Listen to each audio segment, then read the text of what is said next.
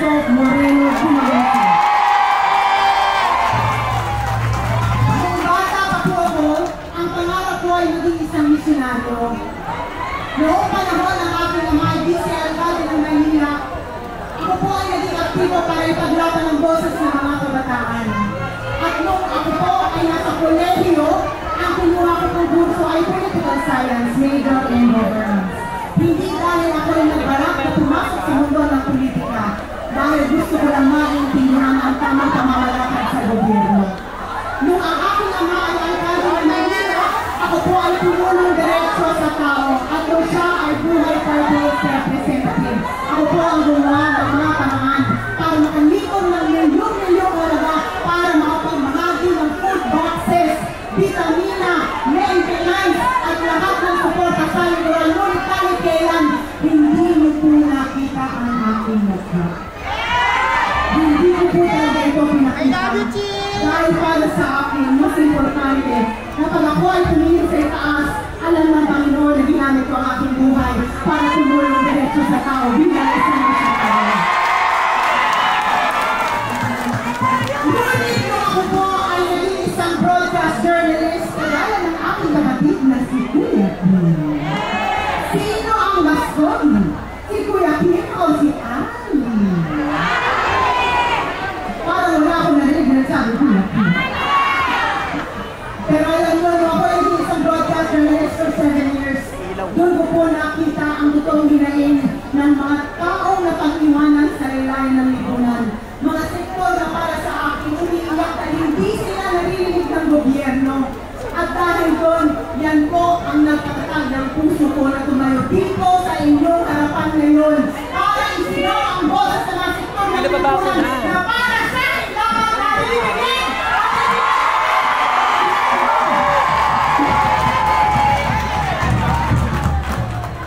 Noong ako po ay isang broadcast journalist, meron po akong nakilala na isang nanay.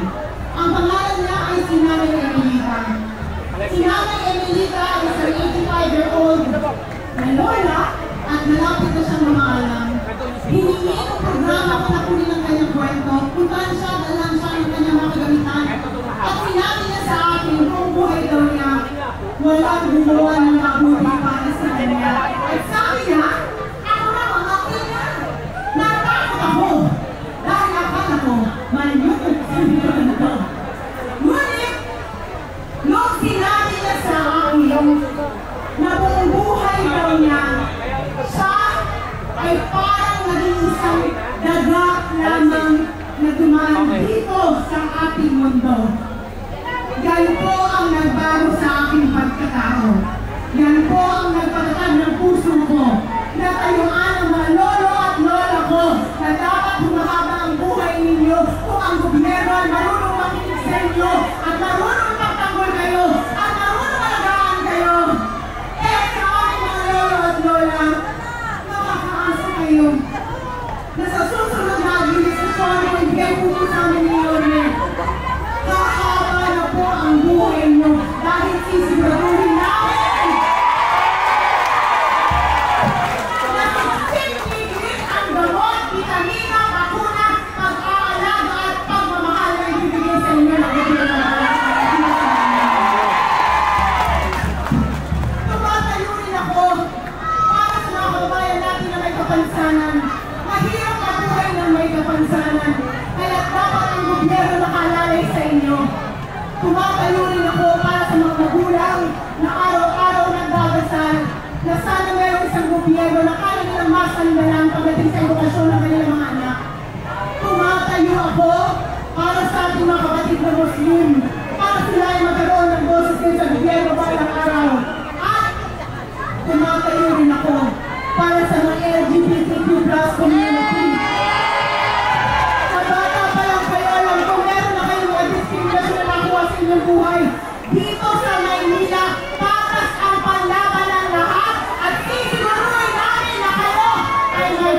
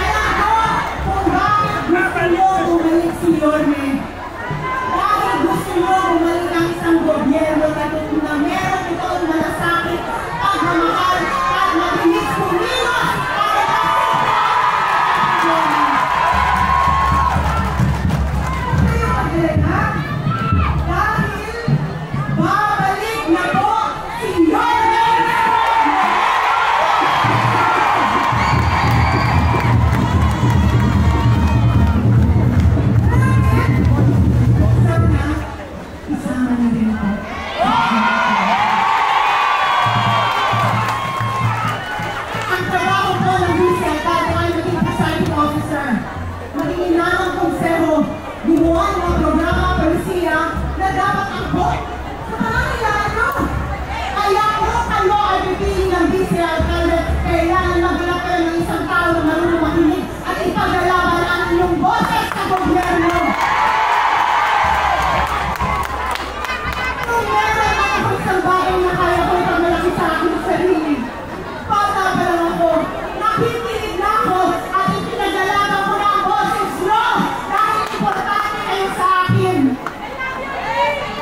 Bata po ako, alam ko, ako ang inulog ng aking ama na ipagpatuloy ang kanyang nasimulan dito sa Maynila. Ako po ay nakapagtapos ng Political Science major in governance. Tinuruan niya ako kung saan vice alcalde kung paano maging isang magaling at maging isang vice alcalde na susuporta sa kanyang alcalde. Tondo, makakasiguro kayo na kung ako ang gagawin ng vice alcalde ni Yorme balang araw, susuportahan ko siya.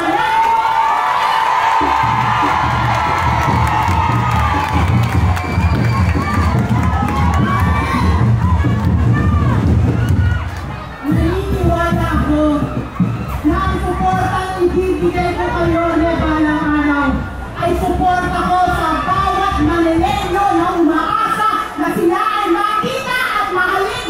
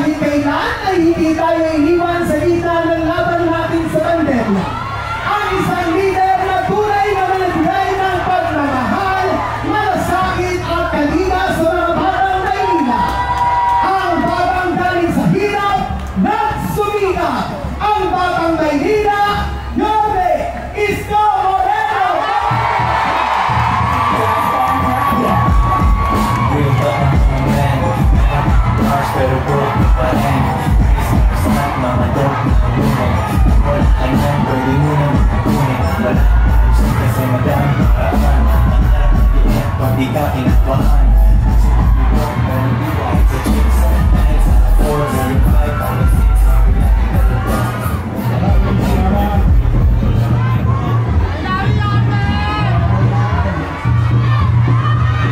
Maraming salamat sa ating pagpapakilala.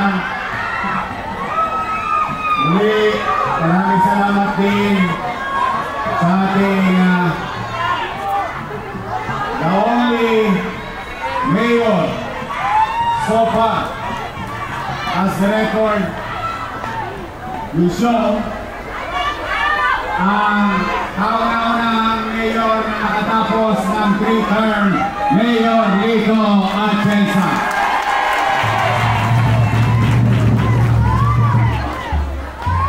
Sa ating naman ibang bisita kanina, yung representante ni Senador Bongo, maraming salamat. At sa ating representante rin ni Senator Ivy Marcos, maraming salamat. At naipit lang po, I think he's in Iloilo, pero binabati po kayo lahat ng magiging na Congressman Rodante Marcoleta. At sa inyong lahat dito, maraming salamat at salamat sa Diyos, hindi umulan. Kanina, maambon na. Eh sabi ko, pagka umulan, uwi na.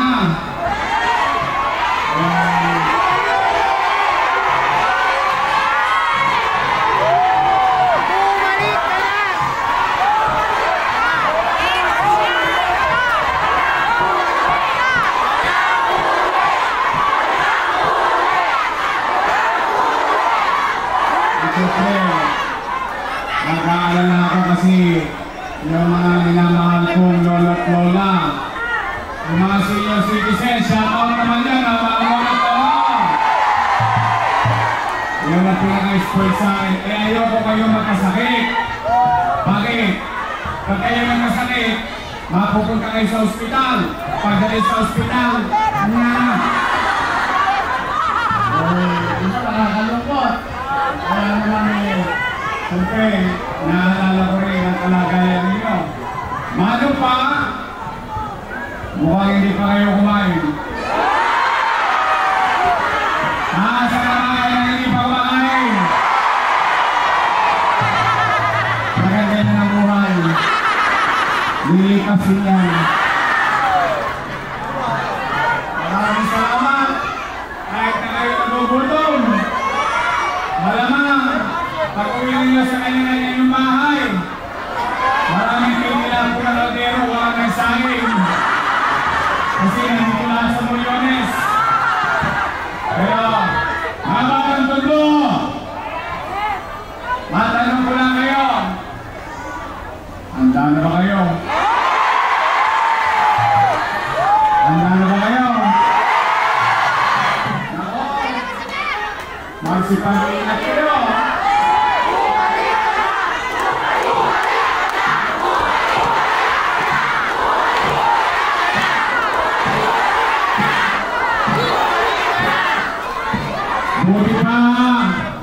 Buti pa ang mamamayan ng Maynila ang sinisigaw, umalik ka na.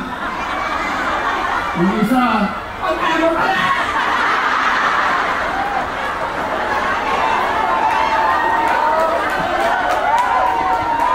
Don't panic. Ako naman, ha? Ito. Kung may halaga,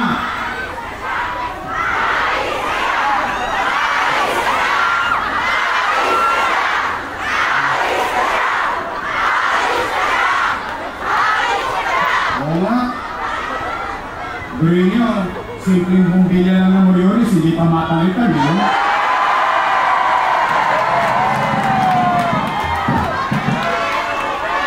Namamatay na yung halaman mo. At tayo, rito tayo rito.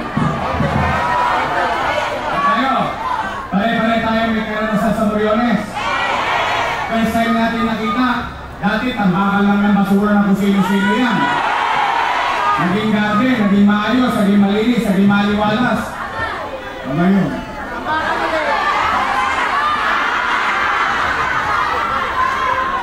Ako naman hindi naman siguro kamahalan yung bumbilya, no? Pagka talaga ang gobyerno walang malasakit. Wala talaga. Lalo pa, kapag ang leader hindi umiikot. Hindi niya nakikita yung tunay na sitwasyon at kalagayan ng kanyang pamayanan at ng kanyang mamamayan.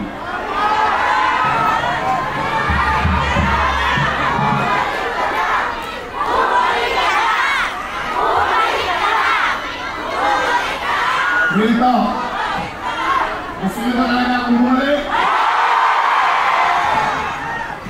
Marami akong iniwang utang eh.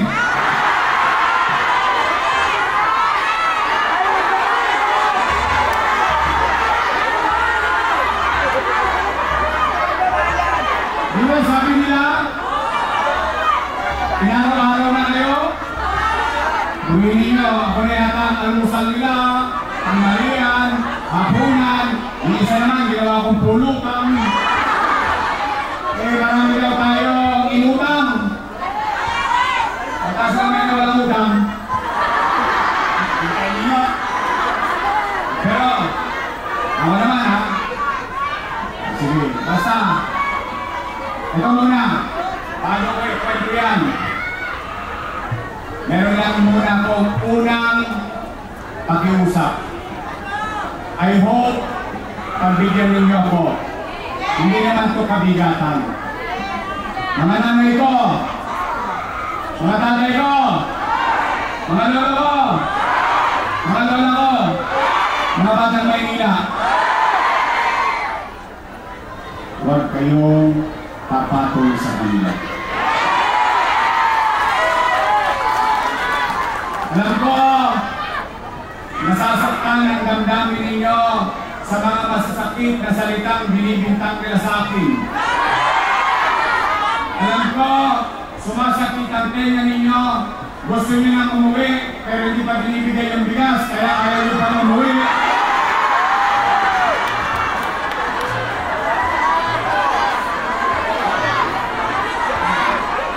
Pero, kahit masakit sa tenga, tiniis nyo na lang. Sayang din yun, masasayang din yun. Alam ko, nakarinig na kayo. I think, lahat yata na pinakamasamang salita, i-discover sa akin. Ang ikinalulungkot ko naman, ang kinalulungkot ko, lahat daw ng ginawa ko ay mali. Mali daw. Mali daw eh. Hindi pa bigyan natin sila. Bigyan lang natin. Total, kwentura lang naman to. Total, hindi pa makain. Sa kwento, mabusog kayo. O, kung lahat ng ginawa ko ay mali, eh di mali din sila, kasama ko sila gumawa nun eh.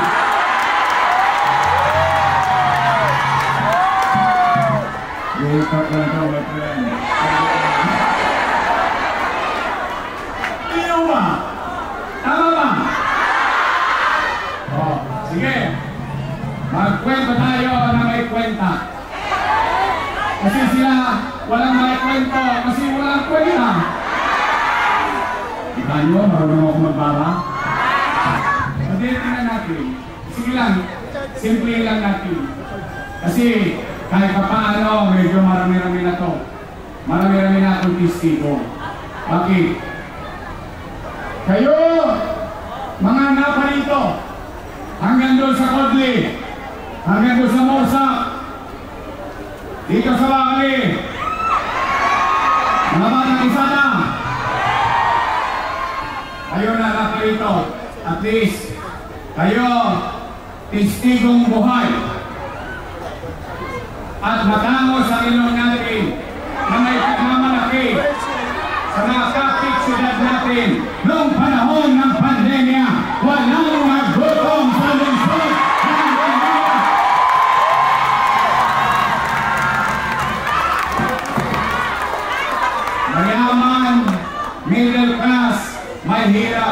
walang pinili ang inyong Yorme para makakain ang Maynila.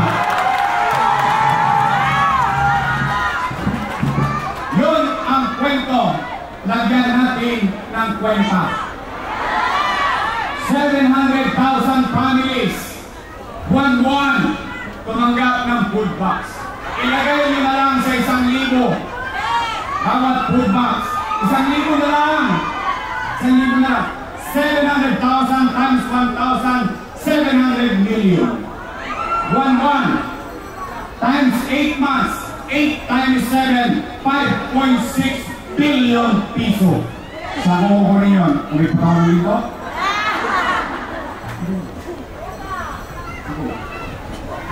Bakit? Bakit? Bakit ginawa ko na plan? Ano sinabi ko sa inyo? Hindi naman ako nagpubli. Kailan ba ako nagsinungaling sa taong bayan ng panahon ng pandemya? Nakapanood nyo lagi ako sa Facebook. Every Friday nag-report ako. Ano sinabi ko? Ang sinabi ko, nung magpapandemya na, nung magla-lockdown na, natatakot ang tao, baka magutom, baka mamatay. Ano sinabi ko sa Facebook? Pumanatag kayo mga batang Maynila. Huwag kayong mag-alala. Pag ako wala na may bebenta, wala na mautangan, nakita niyo itong video ito, ipatata sa kutok kay tambunting makaraos na tayo.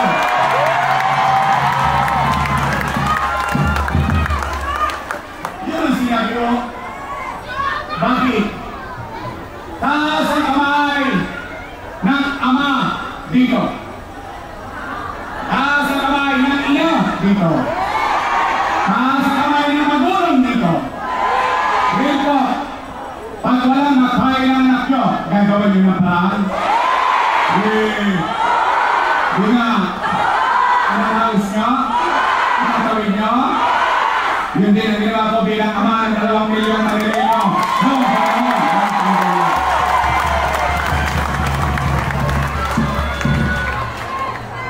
malinaw yun. Malinaw na magkaroon at shoutout sa mga batang almaryo. Malinaw magkaroon ng air condition na paaralan na mas maganda pa sa Polichay. Tama na? Tama ba? O, tingnan ninyo. Kung walang vision ang leader ninyo, noong araw, ang klase kinakansila dahil may bagyo. Ngayon, kinakansila dahil mainit. Tama ba? Pero yung almaryo,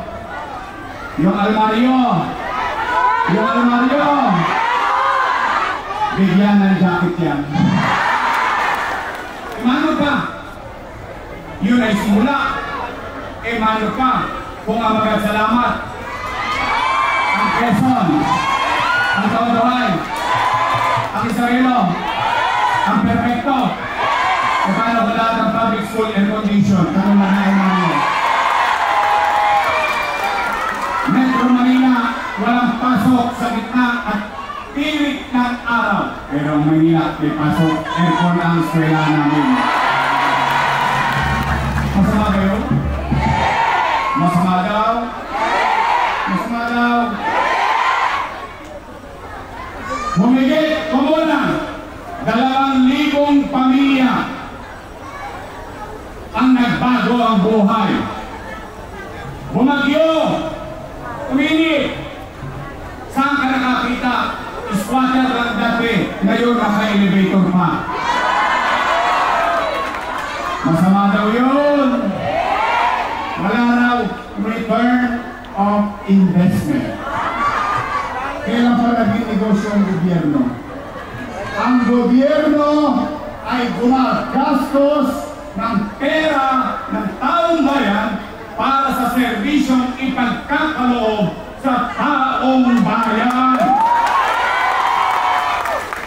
Tingnan nyo. Matatanda namin ba sa inyo dito? Hindi naman sa pag-ano. Yung iba dito, konti na lang birthday. Dito ka, dito. Tingnan ko rin nyo.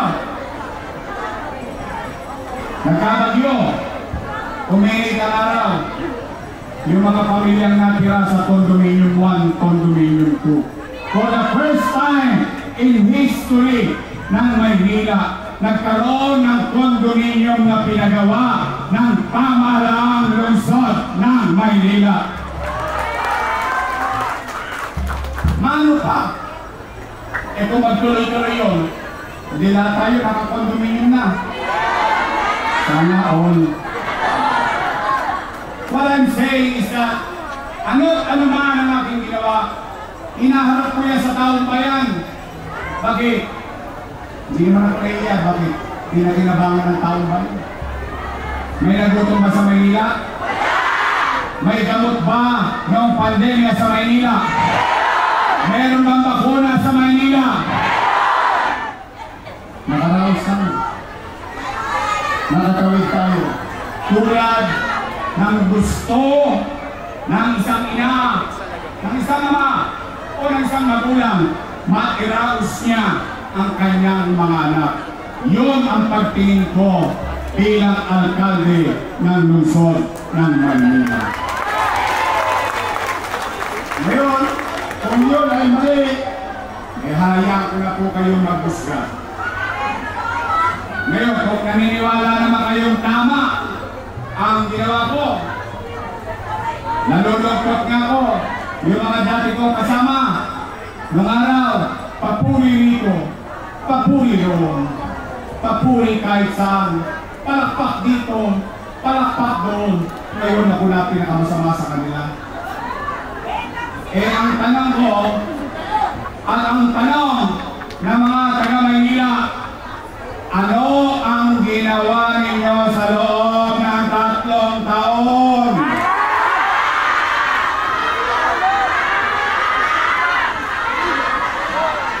Anong gusto ninyo? Kilos o biglang kilos? Ngayon, marami na ako natanong, but for the first time, publicly, across age, dati kausap ko lang, puro matatanda. Ngayon, tatanungin ko kayo lahat, mga taga-Maynila, yung napapansin ko, dahil sinabi ko sa inyo, huwag kayong papatol, huwag kayong maninira, huwag, hayaan nyo na sila. Hayaan natin, pero tatanungin natin ang taong bayan. Tatanungin natin, kung napapansin nyo, yung napapansin ko, kaya kayo ang sasagot. Bakit? Kayo ang nakararanas kung totoo ba o hindi. Nay! Tay! Mga lolo't lola ko, napapansin niyo ba dumudugyot na naman ng Maynila?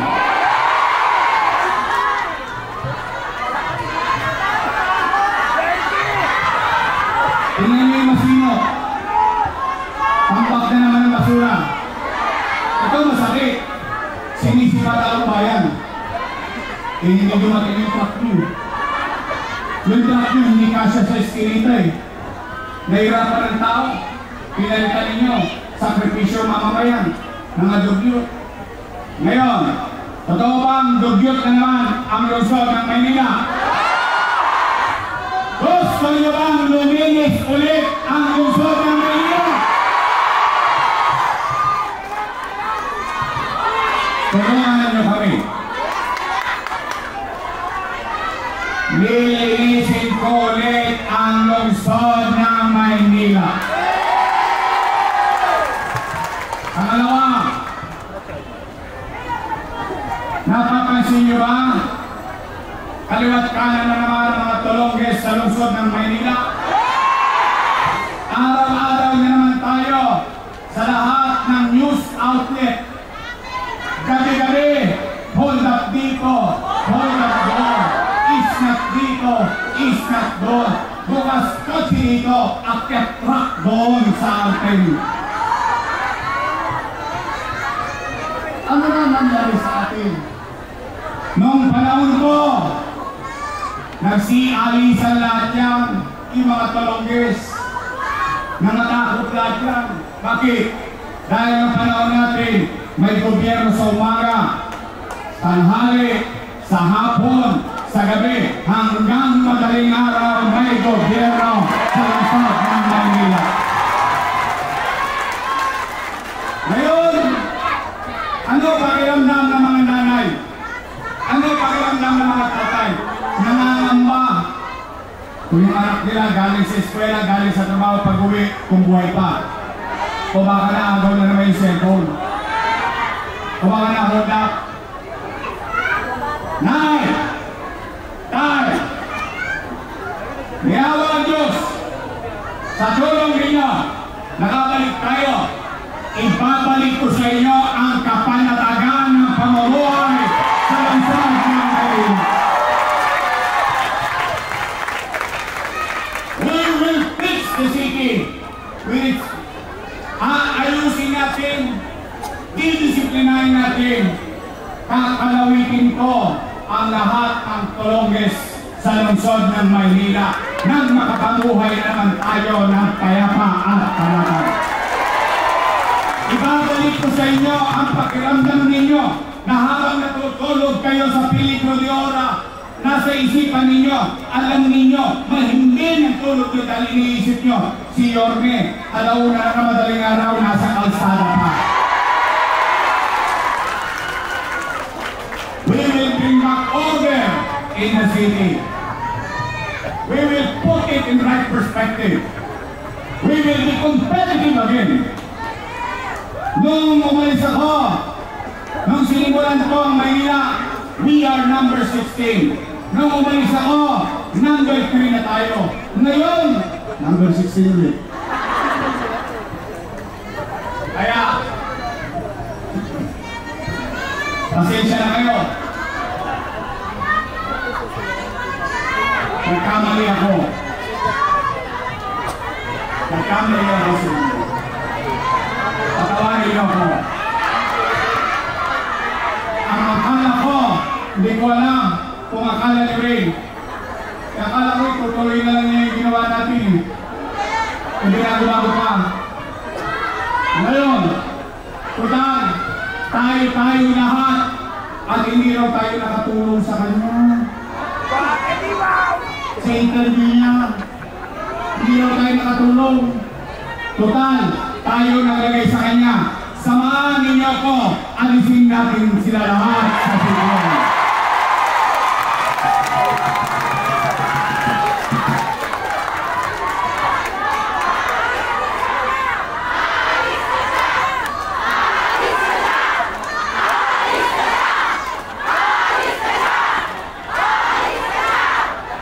Mga Manila, bukod sa paglilinis, bukod sa peace and order, ibabalik ko yung mga bagay na simulan na natin. Minimum basic needs, healthcare, education, housing, and jobs for the people of Manila. Kaya, ulitin ko, sigurado ba kayong gusto nyo akong bumalik? Sigurado ba kayo dyan? Promise? Yes, man? Matay mo sila? Oh, again, nahay, mga batang Maynila. Pakiusap ko lang, ha? Ulitin ko, ha? Huwag po kayong magsalita ng masakit laban sa mga kalaban ko. Pabayaan nyo sila. Let's just move on. Let's just move on. Dahil at the end of the day, ang importante, kayo, tao, mamamayan, ang mahalaga sa halalang ito. Hindi ang mga politiko. Kami, instrumento lang ng pagbabago. Konsepto, talino, karanasan, lakas ng pangangatawan. Ngunit, ang lahat ng yan ay pag-aari at ang may tanging kapangyarihan ay ang mamamayan na kanyang nasasakupan. Mga bandang tundo, uwian na tayo. Gutom na ako. Gusto niyo na lang umuwi. Bago tayo umuwi, maraming salamat sa pagpunta ninyo dito sa Plaza Dolores.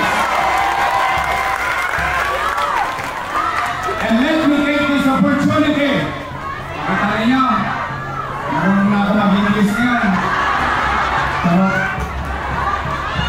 Naipakilala sa inyo ngayong gabi sa proclamation rally natin na may proklama natin ang ating mga kandidato.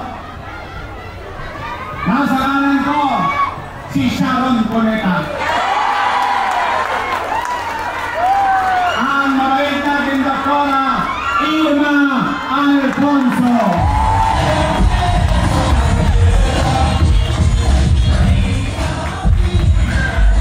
Ito naman, tatay niya pa na kasama ko. Mga kay Vice Mayor, kung sila ang tatay niya.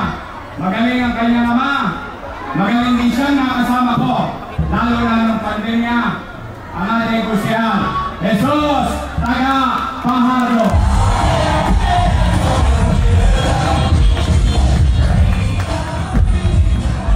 Unang takbo pa lang ng chairman, kasama niya na ako. Naniniwala ako sa kanya noon. Naniniwala ako sa kanya ngayon. At patuloy ako maniniwala sa kanya. Paul Hernandez.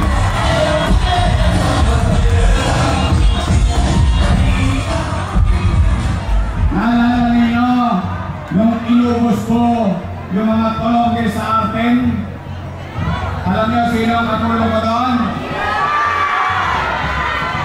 Batang Tuloy. Tagaling ko rin sa atin. Ang ating minamahal na magiging kusyal, Colonel John Ibang.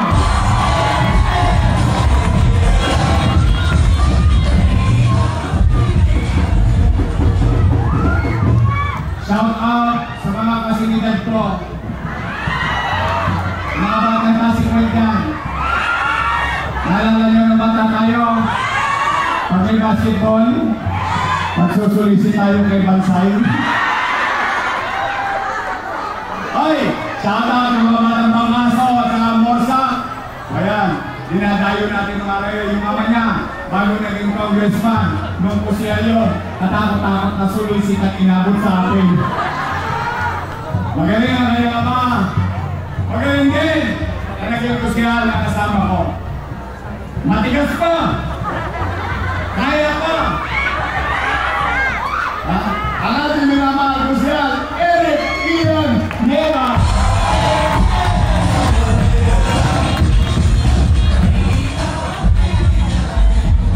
Noong dumating si Christine Reyes kanina, napansin ko yung mukha ni Ian.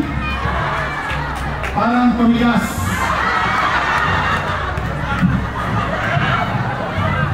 Tumigas yung banga. Alam ko ma-i-stroke na raw siya. Hindi. Halos maganda bali hindi nakakalikon. Alam niyo na napakanamit natin. Eric Ian. Kompleto na ang kusyal niyo. Kompleto na.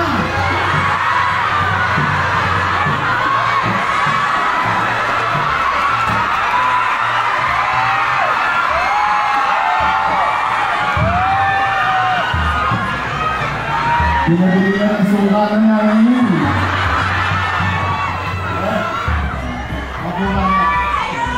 Ito papalala ko na sa inyo. Noong 98, 1998, binoto ninyo akong kusuhan. 23 anyos din ko na. Siyang matuto. Kasi nung araw, reklamo na reklamo yan. Alam niyo bakit? Anong nireklamo niya? Papa, why you come home so late? Always. Hindi ko naman may paliwanag sa kanya. Sabi ko, sa dami ng may sakit, sa dami ng namatayan, sa dami ng may problema, kulang ang 24 oras kung tugunan yung pangangailangan ng tao. Kaya sila'y napagkaitan ng oras bilang isang ama. O ngayon, naiintindihan niya na. Nung pinaikot ko, hanggang madaling araw, nasa kalsada. Sabi ko, ngayon, alam mo na.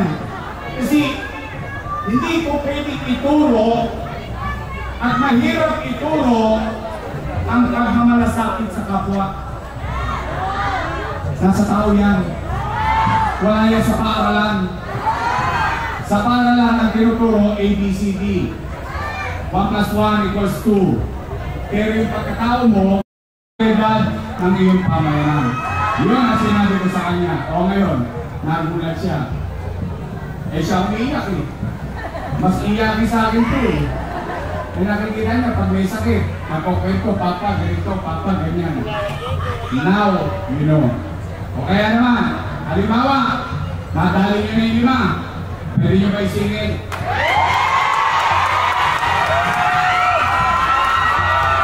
Isingin mo na yung anak ng misis ko. Joaquin Dumagoso!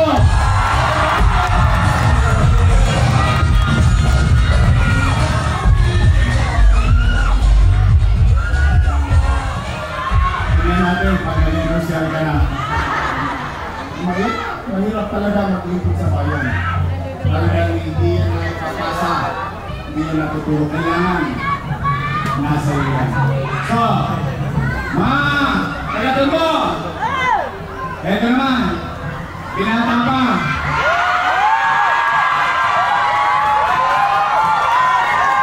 Iasin pa. Taas na ang kamay ng talaga ito. Parang mga pumigala na kayo.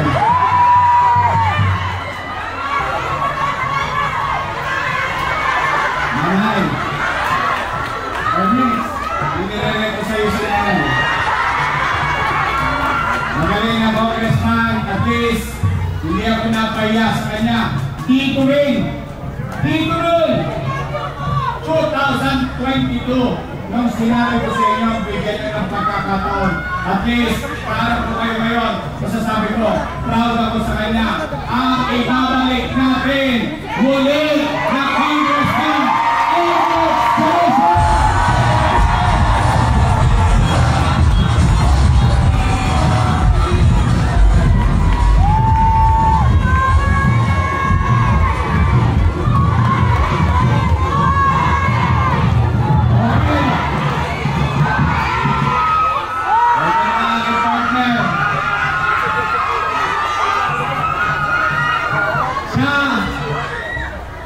ay mukha lang 19.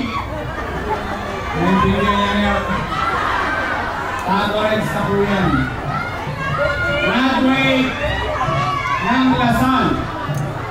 Graduate ang kurso Political Science. So sino?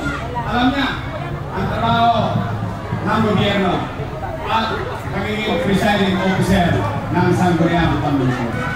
Siya ay graduate ng Lasal. Pero dahil po siya, ako, graduate ng Ateneo.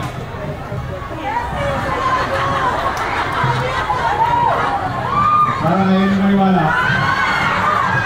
Ang basa, marami akong kaklase dito. Ako ay Ateneo. Ateneo di Tondo. Tondo High School. Graduate ng Lasal, Political Science, aral sa kanyang ama. Dating Vice Mayor and Presiding Officer. Gawin natin, ilagay natin ang maasahan nating Vice Mayor, Jill Atienza!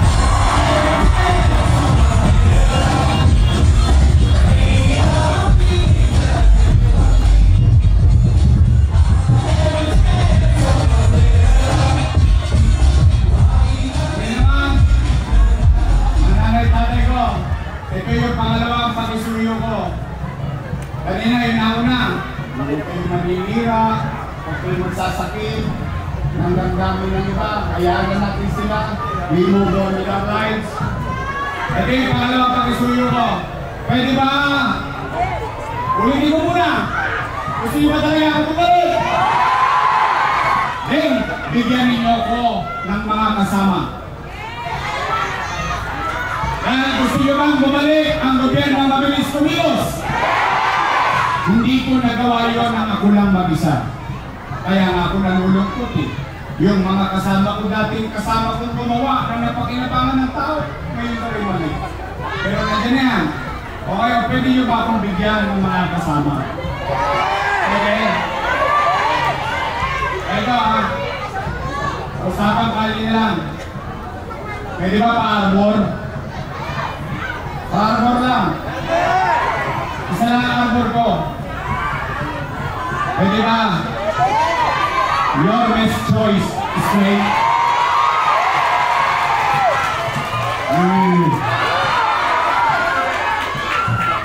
Bakit sinacharot-charot mo?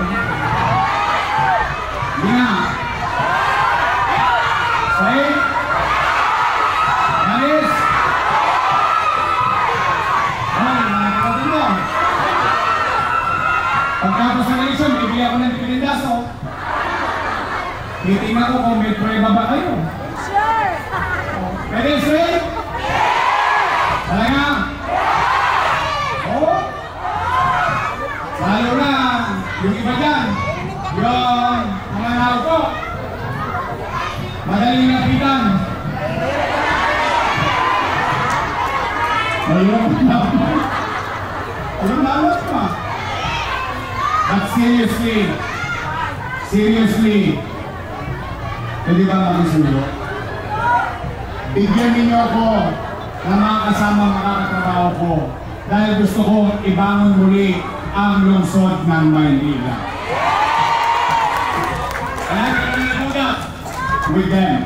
So pwede, your best choice, straight! Nasa ako na lungsod, straight! Ayan! Maasa ko. O, ang sukli ko sa inyo, pag kayo nagtotoo, maglilingkod ako ng maayos. Gagawin ko ulit yung ginawa ko na dati. Uulitin lang natin. So muli, kain na! Uwi na! Nasa ako ha! Maraming salamat sa inyo! Pero ito ang sorpresa natin ngayong gabi! Dumating na! Dumating na! Dumating na si Senador Amy Marcos!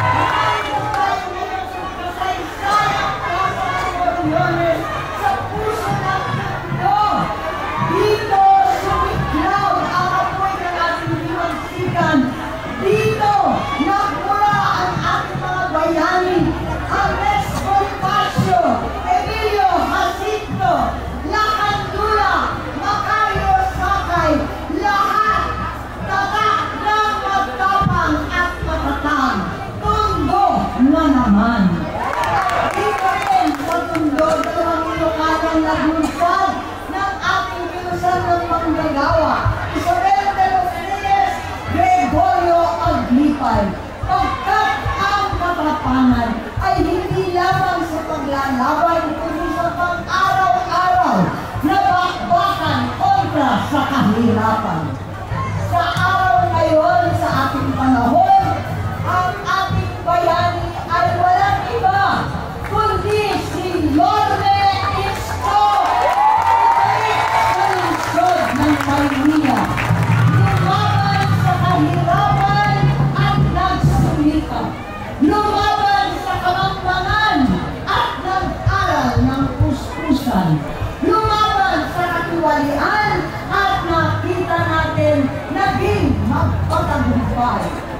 Dito sa harap ninyo, ako'y nananako kasama ni Lorde at lahat ng ating konsehal, kasama na nating vice-mayor at Milito at Jensa, kasama na nating kongresista, nananaling ko ang tapang at sakripisyo hango ng mundo dyan sa Senado upang ibangon muli ang lungsod nating minamahal ang Maynila. Ibagsak natin ang hindi makakatarunan na presyo.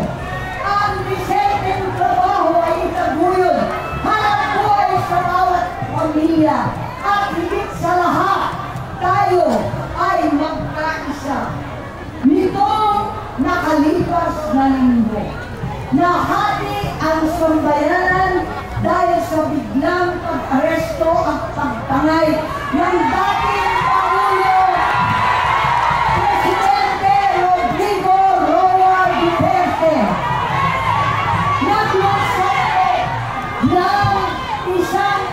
investigasyon daan sa Senado at napatunayan na sunod-sunod na irregularidad at paglalabag sa batas ang nangyari. Hindi ko po matanggap ang gago sa akin, ang insulto sa husgado at ang hapon sa soberanya ng ating minamahal na Republika ng Pilipinas. Pumayas na po ako sa alyansa. Pagkakali ko upang magkampanya ng mag-isa. Ngunit ninakap ako ni Isko at lahat ng konsehal ng kanya. Maraming salamat sa inyo dito sa Tundo. Hindi ko po kakalimutan pagkatako. Tulad ni Isko, tulad ni Tatay Digong ay nagmula sa lokal. Alam namin ang agaran aksyon. Kilala namin ang tuloy-tuloy at tapat na solusyon. Mas malakas ang tenga namin sa kalan ng sikmura kesa sa pagdagulan ng politika. Mas malakas ang boses namin sa pagtatanggol sa mahihina kesa sa walang tigil na siraan at pamulitika. Kaya sa araw na ito, sana'y nagdidiriwang si Tatay Digong ng kanyang ikatalumpung kaarawan sa piling ka ng kanyang minamahal daan sa Davao. Pero sa halip na nagdiwang siya sa Davao, siya ay nasa malayo, mag-isa, malamig, may sakit, walang alyansa, ngunit tulad natin dito ay malakas pa rin, matapang pa rin, matatag pa rin. Kaya sa araw na ito, wala tayong regalong kailangan na hindi nang nakararami na makauwi at may pagtanggol ang kanyang sarili sa harapan ng husgadong Pilipino. Dahil dito, hinihingi ko na samahan sana ninyo ako sa aking panalangin sa ating minamahal na patron ng mundo, ang dakilang bata, ang ating Santo Niño. Mahal na Poon, ikaw ang nagbigay ng lakas, tapang at talino kay Rodrigo Duterte at sa mga inihalal ng bayan. Sa loob ng maraming taon, pinatunayan niya ang kanyang malasakit, sinakripisyo ang sarili upang magtanggol ng mahihina at buong tapang na lumaban para sa kapayapaan ng bansa. Ngunit, Panginoon, higit sa anumang kapangyarihan, itinadalangin namin ang kanyang kalusugan.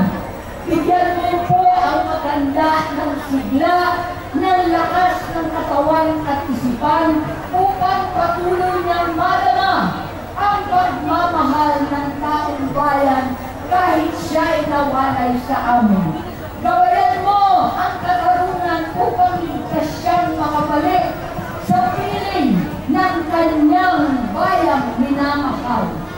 At mahal na Panginoon, hilungin mo po at bigyan ng kapayapaan ang aming bayan na nagkawatak-watak na.